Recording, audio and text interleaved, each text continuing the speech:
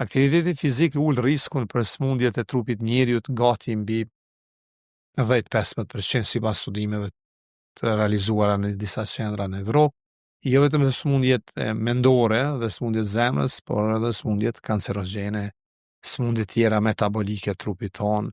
Dhe gjithë sistemi jon i organizmit punon më ndryshe kur ne bëjmë një aktivitet fizik. Përpost asaj domosdoshmës kur ne lirohemi për disa radikaleve të lira toksike ose qelizat tona i stimulojmë që këto produkte damshme të cilat mbesin si gjurmë në trupin ton të shkatrohen ose qelizat makrofag ton t'i kapërdin ato dhe neve t'i krijojnë qelizat tona një jetë më të shëndetshme, një oazë e cila është e mbushur me nutrient ose materie ushqyese të kualitative dhe qelizat të ruaj jetën e vet dhe ta luaj simbiozën e vet dhe ta luaj qetësinë dhe të vazhdoj të punoj normalisht. Edhe shëndet, më thënë, ushtrimet fizike janë një nga rekomandimet që ju si doktor në përgjithësi po a jepni pacientëve. Patjetër.